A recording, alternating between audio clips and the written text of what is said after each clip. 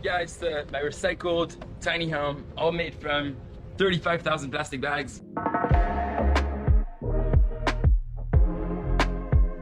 I decided that, why not recycle the plastics that we're collecting from the rivers and really show what we can do with it. So this has been a personal project, but really experiments that we can really make amazing things out of trash. This is all made from single-use cups sitting in rivers. It's fully equipped with some jars to put utensils like plates, kitchen appliances. Here we're fully off the grid, powered by solar. So this is the battery storage area.